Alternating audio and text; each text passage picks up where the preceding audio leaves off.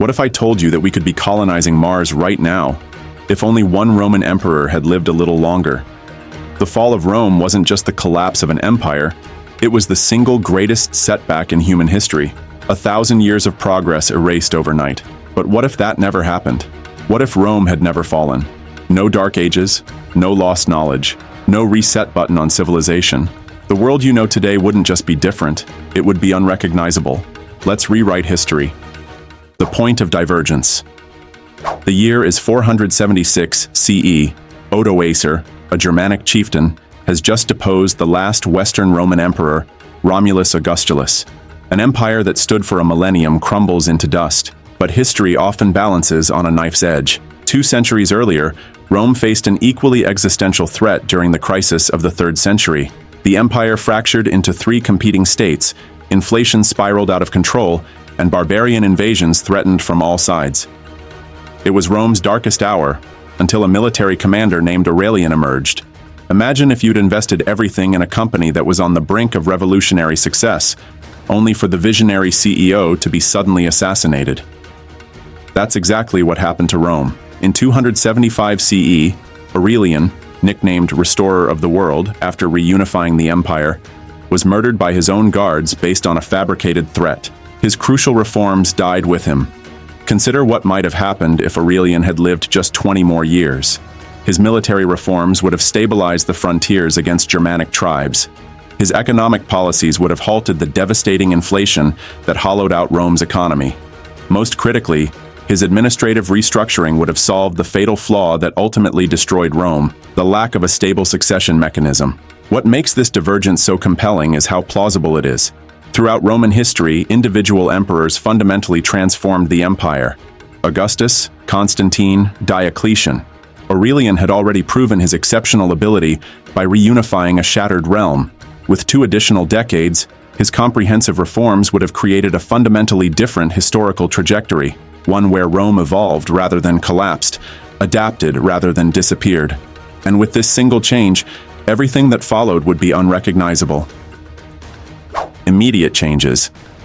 The most profound and immediate consequence would be that the Dark Ages simply never occurred. Imagine, instead of losing access to your smartphone and having to rely on rotary phones for 500 years, you continued upgrading technology with each new generation.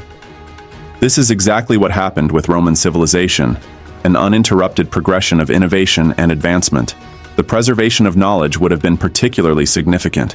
In our actual history, concrete, that miraculous Roman building material, was lost for nearly a millennium after Rome's fall. Engineers today still struggle to replicate the exact formula of Roman concrete that has withstood seawater for 2,000 years. In this alternate timeline, this knowledge never disappeared, but instead continued advancing, leading to building materials and techniques centuries ahead of our current capabilities. Roman infrastructure, already impressive in the ancient world, would have evolved continuously rather than collapsed. The famous Roman roads, over 250,000 miles of them connecting the empire, would have developed into something resembling our modern highway systems centuries earlier. But more importantly, the administrative systems that maintained this infrastructure would have remained intact. Consider what happens when modern nations experience political collapse. Infrastructure deteriorates, public health systems fail, and urban centers shrink dramatically. The opposite would have occurred in our alternate Rome. Cities would have continued to grow. Public sanitation would have improved rather than regressed, and literacy rates would have remained high instead of plummeting. The continuation of Roman engineering principles would have transformed water management particularly. Roman aqueducts already supplied over 1 million cubic meters of fresh water daily to the city of Rome alone. With continued refinement, massive irrigation projects, advanced sewage treatment, and hydraulic power systems would have developed centuries before our timeline. Perhaps most significantly, the economic cohesion of the Mediterranean basin would have persisted. Instead of fragmenting into isolated feudal economies, the integrated Roman market would have continued evolving, spurring trade, specialization, and the accumulation of capital necessary for technological advancement. This economic continuity would have become the foundation for the technological explosion that followed. Technological advancement.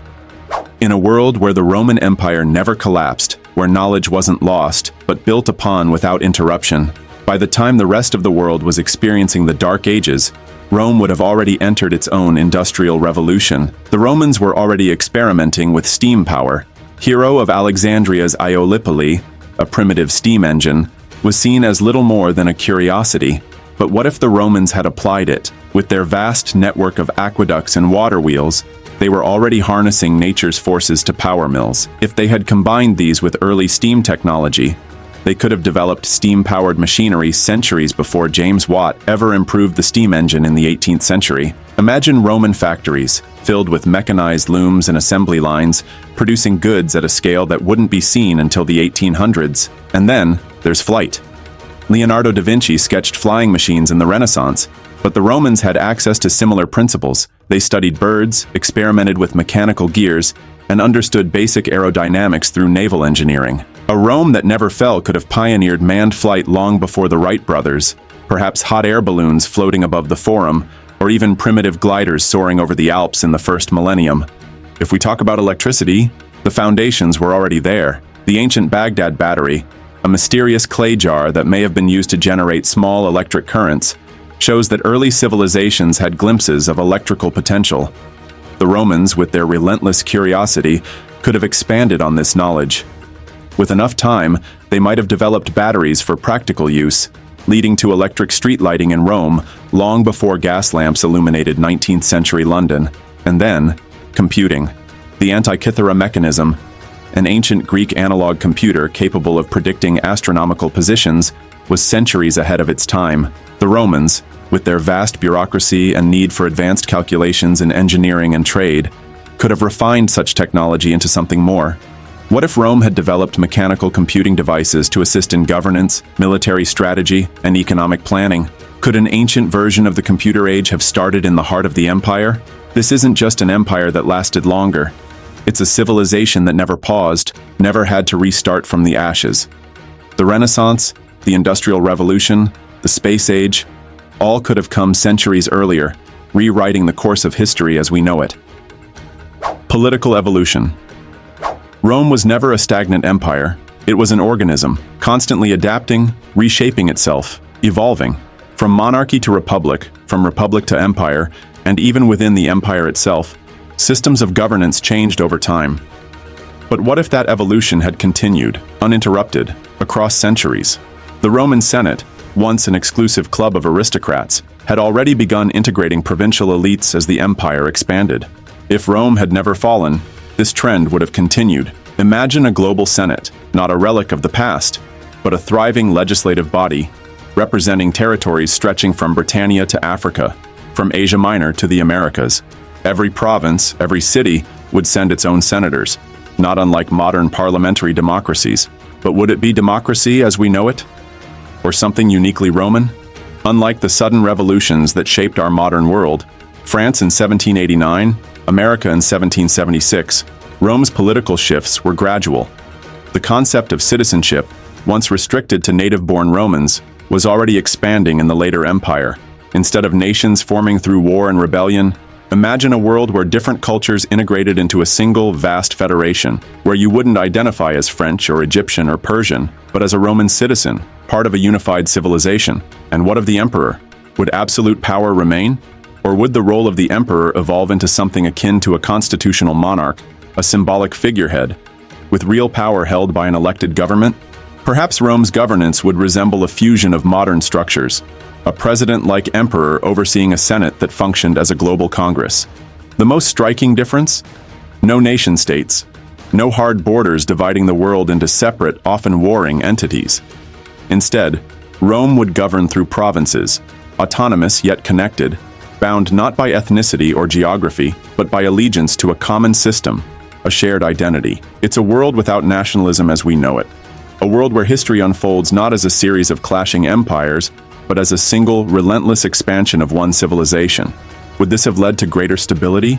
Or would the absence of competition have stifled the very innovations that shaped our modern world? The answer, like Rome itself, is never simple. Cultural and religious impact. By the time Rome fell, Christianity was already the empire's official religion.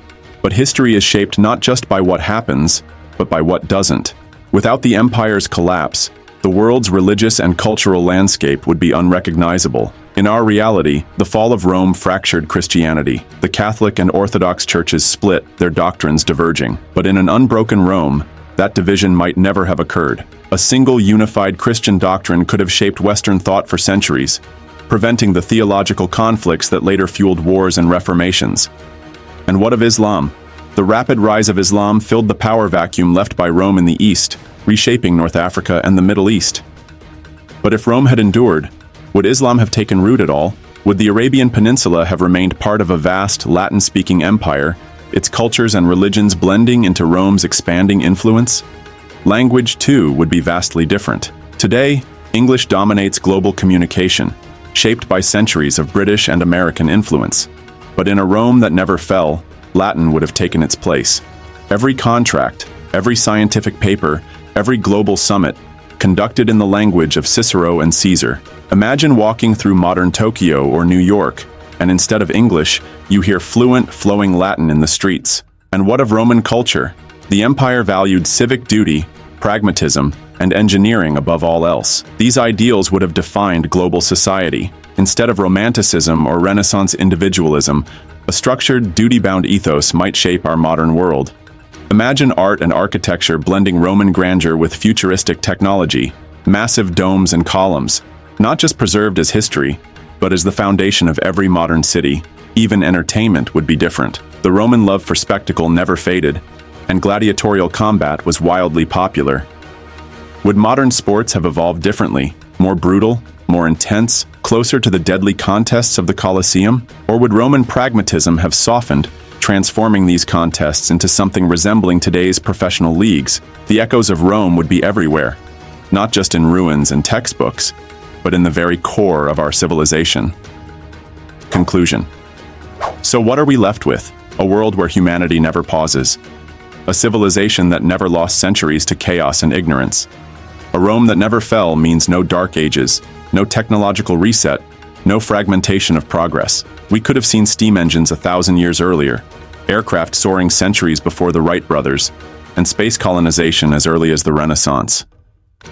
That's all for today. If you have enjoyed this video, don't forget to show some love by hitting that like and subscribe button.